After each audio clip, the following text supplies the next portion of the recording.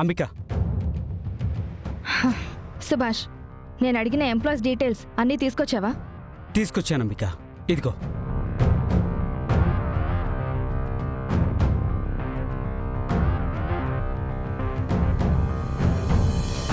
అంబిక, నువ్వెప్పుడు ఏం చేస్తున్నావో నాకైతే ఏం అర్థం కావట్లేదు. ఏమర్థం కావట్లేదు సుభాష్? ఇప్పుడు అసలు ఈ ఎంప్లాయీస్ డీటెయిల్స్ అన్నీ ఎందుకు నీకు? అయినా నువ్వు ఇప్పుడు ఫోకస్ చేయాల్సిందే పవర్ ఆఫ్ అటార్నీ గురించి. దాన్ని ఎలా దక్కించుకోవాలి, మీ ఆస్తుల్ని బిజినెస్ని ఎలా నీ చేతిలోకి తీసుకోవాలని కదా. అది కదా నువ్వు చేయాల్సిందే. ఈ ఎంప్లాయీస్ డీటెయిల్స్ అన్నీ కూడా దానికోసమే సుభాష్. నువ్వేం చేస్తున్నావో ఏం చెప్తున్నావో నాకైతే ఏం అర్థం కావట్లేదు అంబిక. అయితే నా ప్లాన్ చెప్తాను, విను.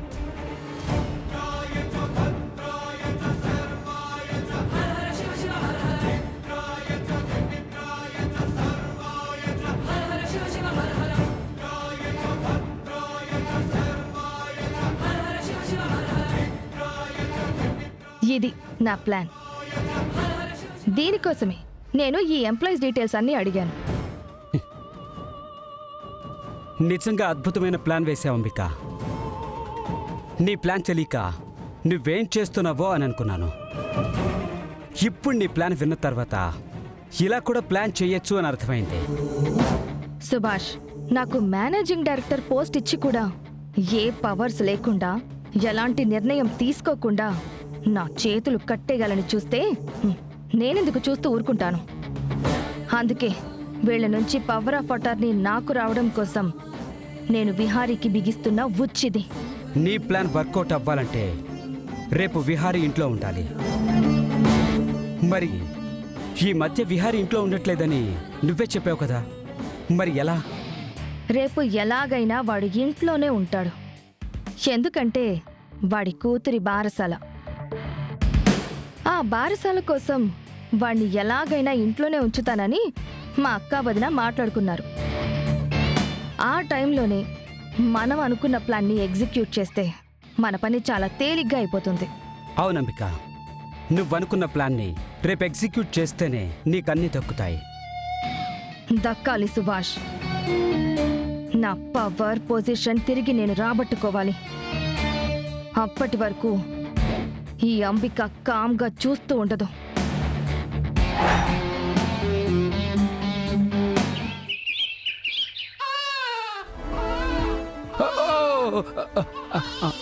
అయ్యయ్యో, ఏడవద్దమ్మా నాన్న, ఏడవద్దమ్మా. అయ్యో, నా బుజ్జి కన్న కదా, నా బంగారం కదా. ఏడవద్దమ్మా, నా తల్లి కదా, నా బుజ్జి తల్లి కదా, ఏడవద్దమ్మా. సహస్రా, సహస్రా! ఏంటత్తయ్యా? నీకసలు బాధ్యత అనేది ఉందా? చిన్నపిల్ల, రోజుల బిడ్డ అని కనీసం నీకు జాలి, దయ ఏమైనా ఉన్నాయా? ఏమైందత్తయ్య ఇప్పుడు? ఎందుకు నా మీద అంత కోపడుతున్నారు? అదంతా గుక్క పెట్టి ఏడుస్తుంటే నువ్వెక్కడున్నావు? అసలు నువ్వేం చేస్తున్నావు? దాన్ని ఎంత సముదాయించినా ఏడుపు ఆపట్లేదత్తయ్య. నన్నేం చేయమంటారు ఇంకా?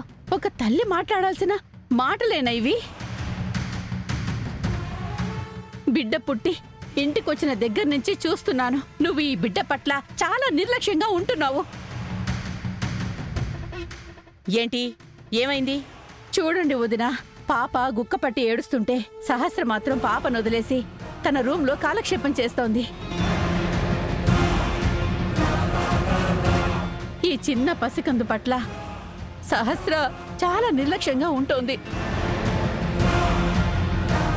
ఈ పాపకి ఎప్పుడు ఏమివ్వాలో, ఎలా ఈ పాపని చూసుకోవాలో కూడా సహస్రకి తెలియట్లేదు.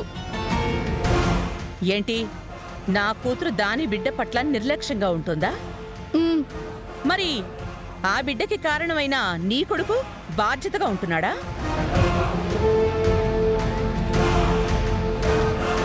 చెప్పు. నా కూతురు మీద ఇన్ని కంప్లైంట్స్ చెప్పావు కదా, మరి నీ కొడుకు గురించి మాట్లాడగానే నోరు పడిపోయిందేంటి? 2 నిమిషాలు పాప ఏడ్చేసరికి నా కూతురు మీద పడి ఏడుస్తున్నావు. మరి నీ కొడుకు చేస్తోందేంటి? అసలు వాడా బిడ్డకి తండ్రిగా ఇంతవరకు ఆ బిడ్డని ప్రేమగా ఎత్తుకున్నాడా?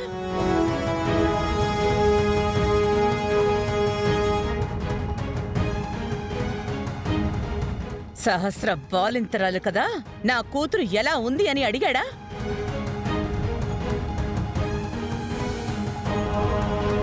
బిడ్డ ఇంటికొచ్చిన తర్వాత ఇంట్లో బిడ్డ కావలసిన అవసరాలు చాలా ఉంటాయి.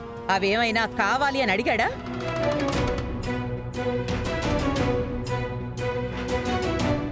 ఏ తండ్రైనా తన ఇంటికి బిడ్డొస్తే ఇంట్లోనే ఉంటూ బిడ్డని ఆడిస్తూ ఆ బిడ్డతోనే కాలక్షేపం చేస్తూ ఉంటాడు. కానీ నీ కొడుకు ఇంట్లో ఉంటున్నాడా? అసలు బిహారీలో బిడ్డ పుట్టిన సంతోషం ఏమైనా ఉందా? ఇవేవి నీకు పట్టవా? నా కూతురు ఏమైనా నీకు అలుసుగా ఉందా? దాన్ని తిడుతున్నావు? మరి ఇదే విషయం నీ కొడుకుని నువ్వు ప్రశ్నించావా?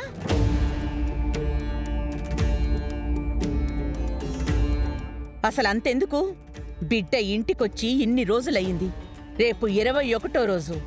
దాన్ని ఉయ్యాల్లో వేసి బారసాల చేయాలని మీకేమైనా ఉందా?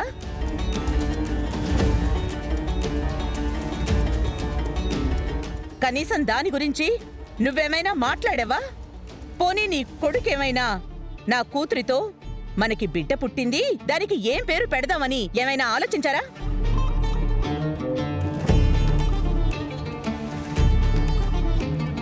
పేరు పెట్టకుండా ఇంకా ఎన్ని రోజులు ఉందామని మీ ఉద్దేశం?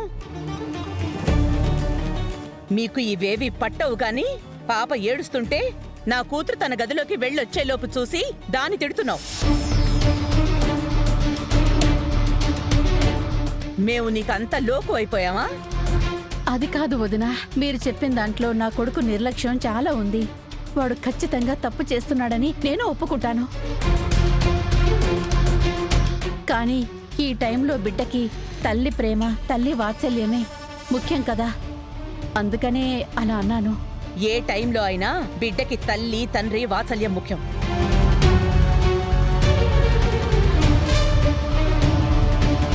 వాళ్ళిద్దరూ కలిసి బిడ్డని ప్రేమగా పెంచితేనే ఆ బిడ్డకి ఆనందం. నువ్వు నీ కొడుకు ఒక్కటి మాత్రం గుర్తుంచుకోండి, రేపు బారసాలలాగే పాపకి నామకరణం కూడా. నువ్వు ఏం చేస్తావో తెలీదు, నీ కొడుకు మాత్రం ఇంట్లోనే ఉండాలి. ఆ విషయం గుర్తుంచుకో. ఒకవేళ వాడు లేకపోతే మాత్రం గతంలో ఉన్న పద్మాక్షిని నువ్వు చూడాల్సొస్తుంది, గుర్తుపెట్టుకో. అదే ఉండదు వదినా, వాడుంటాడు. విహారిని ఎలాగైనా రేపు బారసాలకుంచే పూచి నాది. ముందు ఆ పని చూడు. నా కూతురికి ఎప్పుడేం చేయాలో అన్నీ తెలుసు.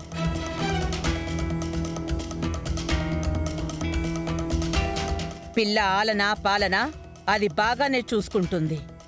ఒకవేళ లేకపోతే కేర్ టేకర్నైనా పెడతాను. అంతేగాని దాన్ని మాటలంటే మాత్రం ఊరుకోను. ముందు రేపు నీ కొడుకుని బారసాలకు ఉండేలా ఒప్పించు. అలాగే వదినా.